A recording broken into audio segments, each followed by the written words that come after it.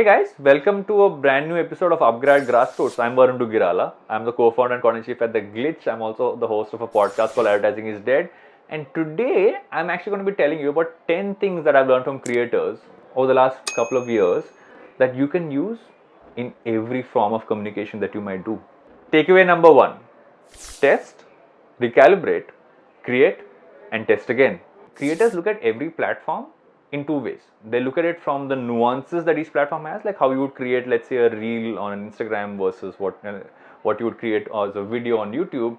There's a nuance to it. There's some aspects to how we as consumers consume that content that makes them think about what will really work on that. So what they actually do in many ways is they'll take an idea and they first create it as a small piece on a platform they don't necessarily have as much following on. From what that initial set of people react to him about, he then takes that learning and evolves it onto what he puts up on Instagram. Uses that, evolves it, takes to what he does on YouTube.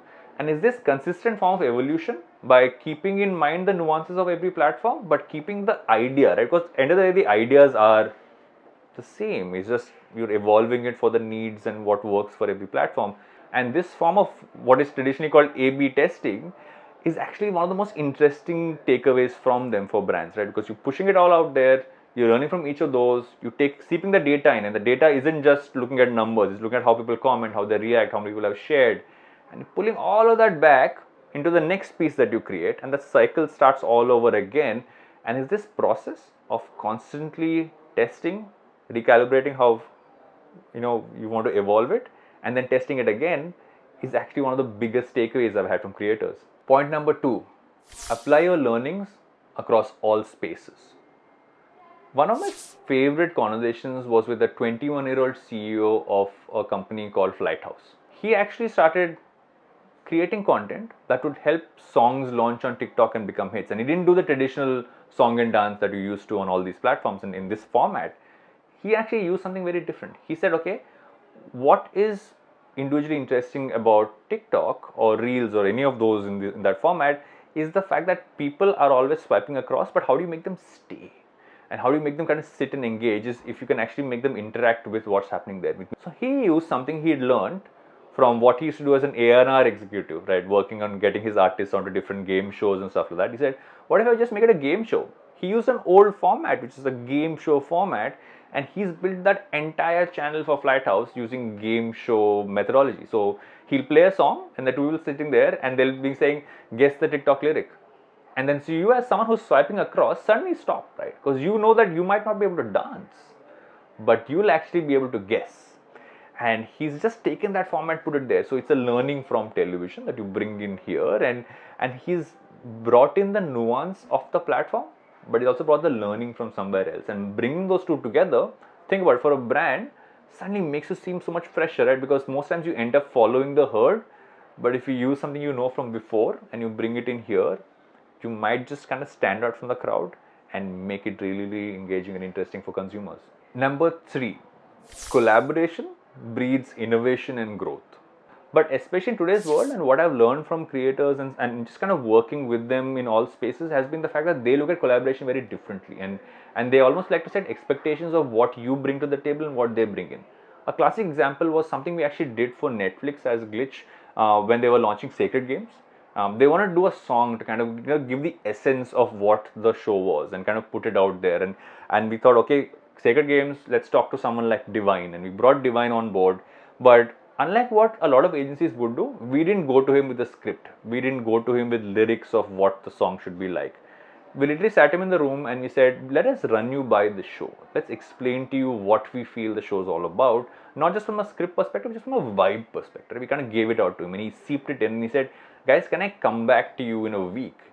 So he went away for a week. We let him be. We didn't prod him. We didn't ask him, what are you writing? Send us lyrics. He came back to us with almost a section of the track. And that's when it became collaborative, because then we brought in elements and we worked with him on the video where he said, let's bring in this director, and we brought in our production. And so it never felt like there were two people having a transactional relationship. It was two sets of people working together to create something that is amazing. And then when you collaborate that way as a brand, what you've seen, and this is I call this one of my highlights of the entire journey, right, is that even today when Divine does a gig, this song, Come Purchase, is one of the songs he sings, right? It's one of his highest listened to songs, one of his most popular songs, something he made for a brand, right? How many times did you hear a branded content piece is the most popular piece, which an artist puts out there? That's a great example. So the more you work almost in a long-term perspective or on a slightly more homogeneous perspective with a brand and a creator, the more you get out there, because they're looking at this as a relationship, and relationships, as long as they're long term, give you so much more value. Point number 4, consistency is key, not perfection. Today's world doesn't demand perfection from you. It actually demands consistency, because they want to hear a consistent narrative from you. They want to see a consistent set of pieces going on. Today, you go onto Instagram, you find so many people who are creating great content around food and around hair and beauty, and they're shooting their home, because you can buy equipment of any e-com site, bring it on, create that content, put it out there, and they're learning techniques which now some of us on the other side, which is the agency side, actually learning and building those tools into how we create. So you're constantly creating, not really worrying about the rough edges, because what people want from you is constant value. And they'll forget a little bit of stuff going sideways once in a while, because like I said, consistency is key.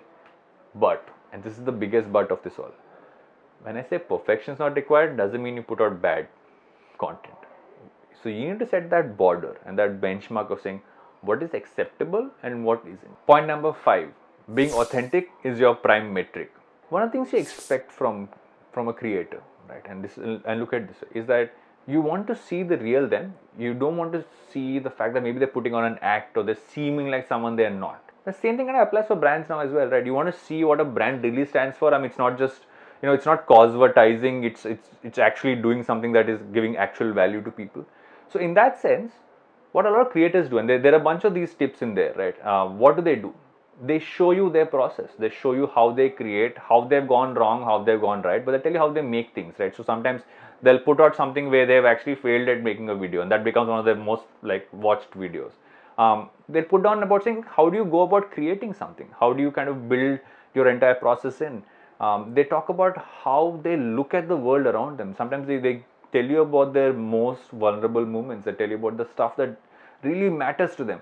All these things help you relate to them better, because it's not just, oh, I'm watching this for entertainment. You're watching this because you really connect with that person. You really connect with what that person says. Point number 6, learn from traditional narratives, but throw it all out if you have to. And a great example is something which one of the creators, Viraj Gilani, told me, right? So Viraj told me this. He said that traditional narrative is you start with the setup, bring in a conflict, and show a resolution, right? Classic 3-act structure for building a story. He said for a digital piece of content, you most times have to start with the conflict. But because how it works online is that you keep swiping across, no one's going to wait to see your conflict. What they're going to actually turn around and say is that, have I seen the conflict in 0 second, in that first split second? So bring the conflict first and you build into the resolution. You're not even doing the setup in many ways. So learn from tradition, evolve it for the platform. And so in that way, you have the best of both worlds. Point number 7, focus on the macro, not micro virality. In a recent conversation I had with the founder of No Filter, the influencer agency, Sumed, he said something interesting. He actually told me that he tells a lot of his creators not to try and find that one big viral hit. He says, try to find enough consistent pieces that get a lot of views. Now, I was a little confused, right? I was like, okay, didn't everybody want those really big hits out there? He said the problem with one big hit is it becomes a constant benchmark of comparison. Everyone compares you with that one big piece that you did. Whereas if you do a consistent set of pieces that are also connected to the same narrative, which is the macro, right? And that stays true for brands as well, right? Number 8, build and curate multiple channels of distribution. A while back, when I was kind of considering what more I could do as a creator, I was considering YouTube, right? I didn't have any following on YouTube because I didn't even have a YouTube channel. And that's when I actually spoke to Viraj Seth, the founder of Monkey. And he said that you always need to have multiple channels of distribution. Being a creator or as a brand, make sure your spread of distribution is across multiple platforms. Create for that platform, link them all up together, and then you kind of grow all of them together as well. Point number 9, map your content programming calendar. This is one of the least spoken about points in content creation, right? Is that how do you program it? And again, going back to television, right? As you realize, a lot of my learnings kind of originate from there. In television, you would program a set of shows together because you watch one, and then what would you watch after that? So you keep them in a certain flow. In a similar way, whatever you create, it needs to be a constant flow of one to the other. So let's take a podcast for instance, right?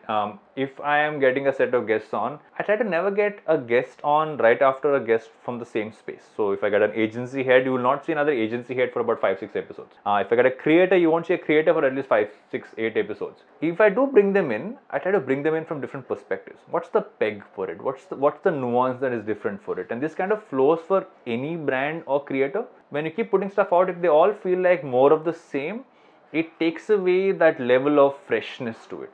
But you need to remember that it's also about saying, while building freshness, there's also that narrative we spoke of on the macro level that still stays the same. So you got to make sure that lens is on.